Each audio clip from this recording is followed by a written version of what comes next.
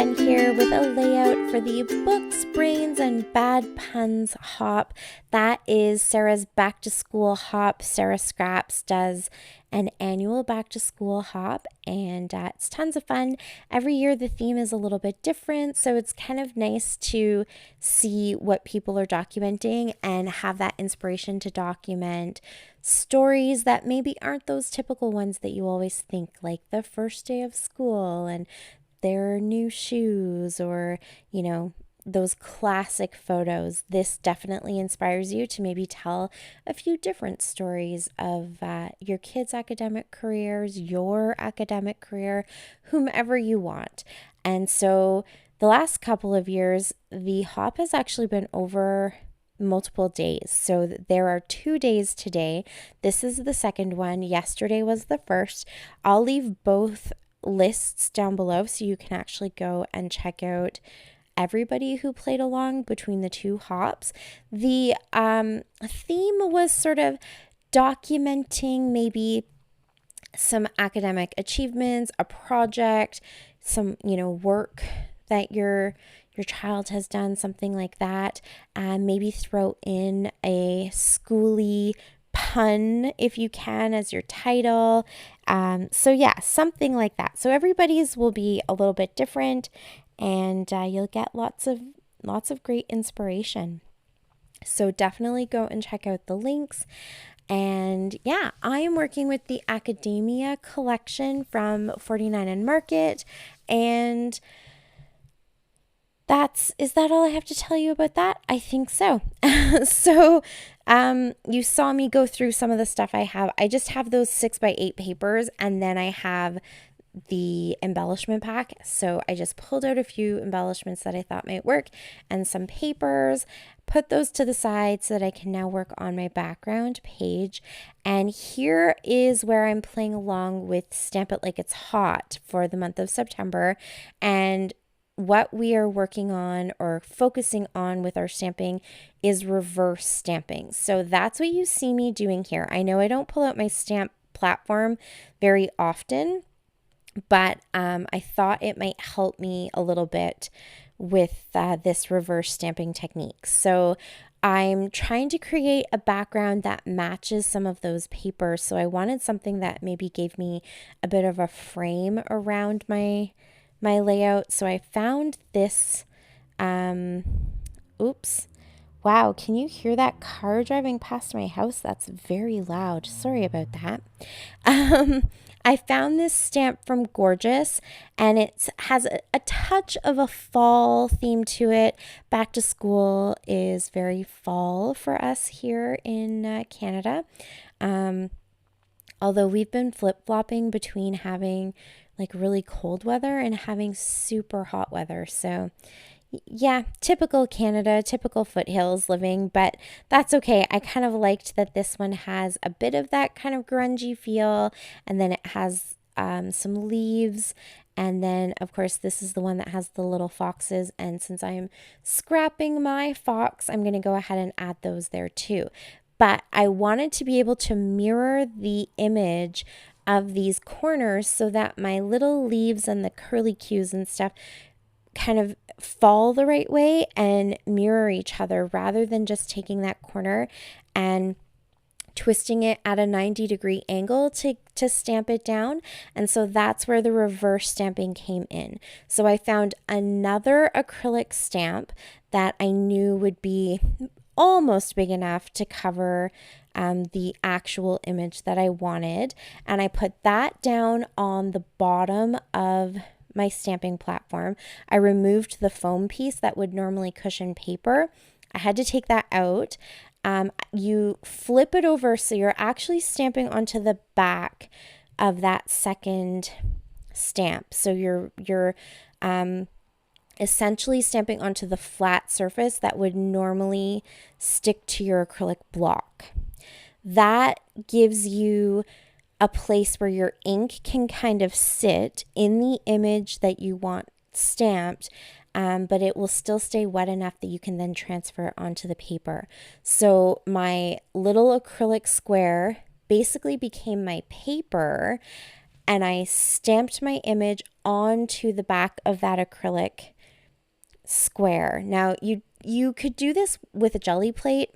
You could do this, there are some like stamping mats and things that you can actually purchase to do this technique with.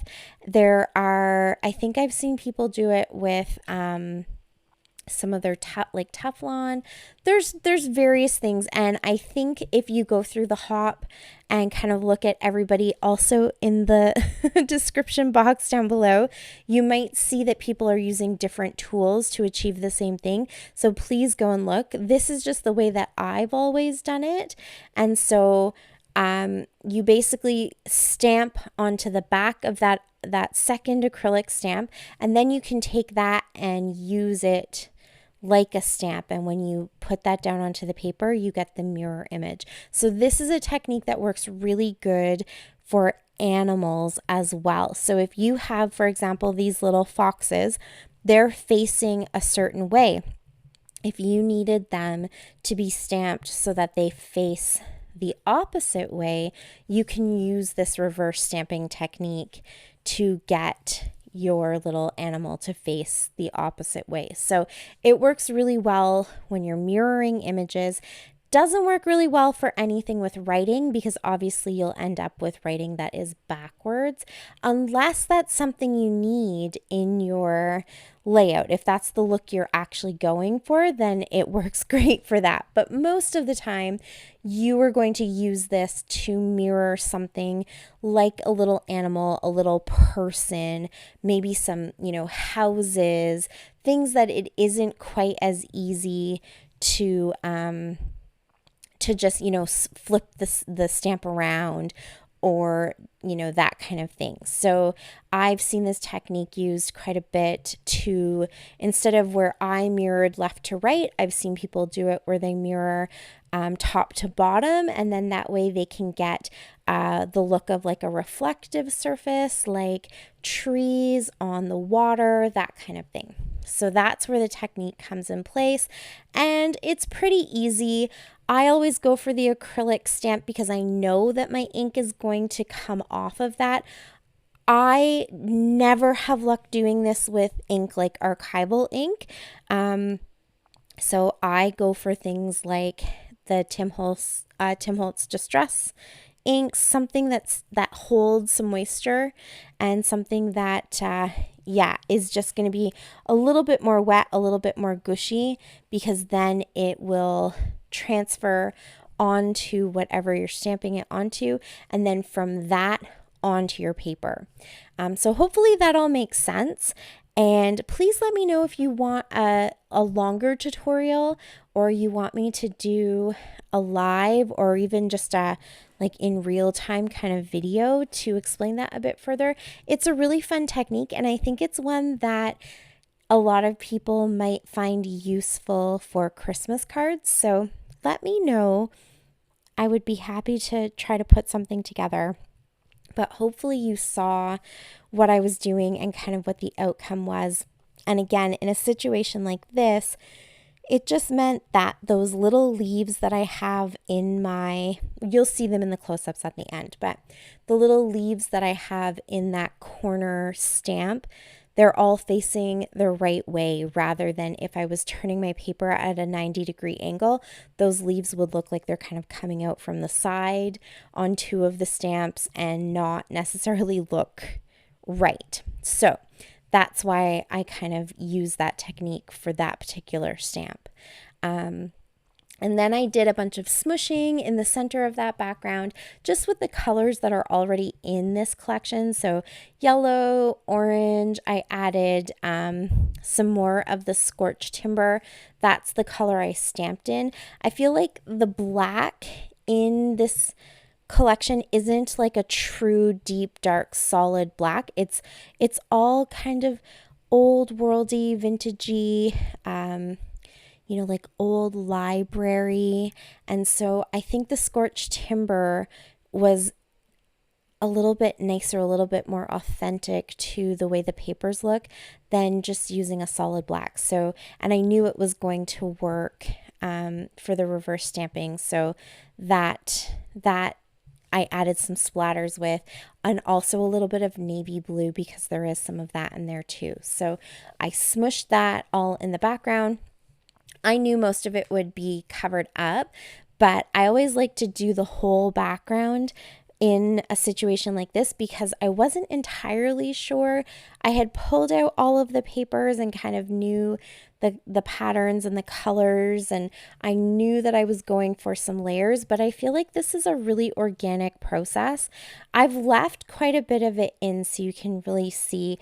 I play around with the layers. I never quite know exactly how it's going to look, and so I just smushed the whole background, and then that way wherever this ended up, I knew there would be some, little pops of splatters and colors and stuff like that coming from somewhere. So you can definitely be more intentional and wait until you have this done and then go in and just smush in the places that you really want to see colors pop out. But with collections like this one, especially 49 and Market collections, I feel like they have a lot of splatters and mixed media already in the papers, and so it does feel super organic to just be able to have that background created already and then put this down and just have those little peeking colors.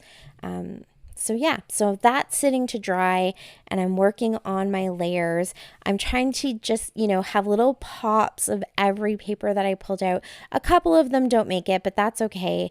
And I'm trying to use both sides on several of them just to really mix up all of the patterns, and also in the places where some of the papers are a little bit lighter, like I have some ledger paper and I also have some graph paper. That's what I'm using right here. So I always try to maybe do a darker piece on top of a lighter piece, and then that way that lets you kind of take in some of the information and detail from those darker pages and gives your eye a bit of a rest. So it's really just balancing all of those layers and trying to see where they fit together and look aesthetically pleasing. So I think that's one of the papers that doesn't make it. It's really cool, but it was just way too busy for this particular cluster. So I'll just keep playing around and adding in all of the different pops, and I love doing this. I could literally tinker and make these little kind of layered clusters. I'm going to say clusters way too many times, I think, in this video, but I could definitely play around and do this forever. It's definitely a comfort zone for me to kind of put these little layers together and do one big picture cluster. Even though this is technically two pictures, it's kind of one picture because it was one 4x6. So this is my comfort zone. This is definitely a Jen layout. And my picture is my little guy. He got himself all set up and ready to go. And basically this was like his first time kind of being very independent with homeschooling. So this is September and we're starting a new year. My kids all wanted to stay home. We actually had a really good experience with homeschooling, and it was just we loved it. We are homeschooling people. If I didn't have to work out of the house, I would definitely be at home homeschooling all of them. But we were able to do it for a couple of years, and this is the first time he kind of woke up and did everything by himself and got himself ready for the day and sat down and was logging into his classes. And so it's not necessarily an achievement in the sense of like this isn't a particular project or a test that he did really well on or anything like that, but an academic achievement in the sense that he was starting to grow up and get into the rhythm of things and sit down and could get himself situated and logged into everything. And so an academic milestone for him, I think. And so that's why I thought it would be fun to go ahead and document that. And I was just itching to use this academia collection, so I couldn't wait to get started kind of putting it all together. I just love that, like, old world books and stuff. That is something that I really like. I can officially say I now have my own library because I own over 1,000 books, including, I think, all except one of my textbooks from university. I kept all of them. I didn't sell them back to the school, and I did lend one to somebody and never got it back. But I have every single other textbook because I knew I would want to keep them. And I do love to collect textbooks from different places too if I find a really cool one. So I have a few extras, but I love books. So this was definitely the right kind of collection for me. So once I got my cluster down, got all my layers in there, then I went ahead and started playing around with those few bits of embellishments that I pulled out. I intentionally kind of created layers that were a little bit, there was a like more on the left-hand side than the right-hand side. I didn't intentionally do the left-hand side more than the right-hand side, but I do tend to kind of push my photos to one spot or another, because then that gives me the opportunity to have maybe a smaller embellishment cluster and then a larger embellishment cluster. That's just something that I kind of have always done. You know, you pick up on things and you have your style that you develop over years of doing similar things. That one is definitely mine. So I have a larger cluster that I was able to create on that right hand side, and then a smaller one on the left hand side. And then it also kind of gave me a little place where I could nestle in my title, which is Home Sweet Homeschool. So I don't know, is it the smartest pun ever? Probably not. I was kind of looking for something about like doing school in the kitchen, but I do have some school kitchen table snacky type puns that I think I've written down and I'm going to work on too, because I definitely know that I have some pictures of them homeschooling and kind of like working and eating. So there will be more punny fun to come as I document more of this stuff. But that's what I came up with for this one. And so it's just written in kind of like a tarnished gold alpha that I feel like works really well with this collection too, and with the feel of it. And that's it, really. I added a whole bunch of sequins. Those are the Black-Eyed Susan sequins from Spiegel Mom Scraps. And I did a little bit of sketchy outlining and some journaling, and that's it. That is my layout. I have a ton of links for you down below. I have the Scraptember playlist for you because yesterday's prompt was school, so I'm adding this into that as well. So please go check everything out. Give everybody some love. Subscribe if you haven't already. I would really, really appreciate it. Thank you so much for being here, and I will be back again soon. So until next time, happy scrapping. Bye.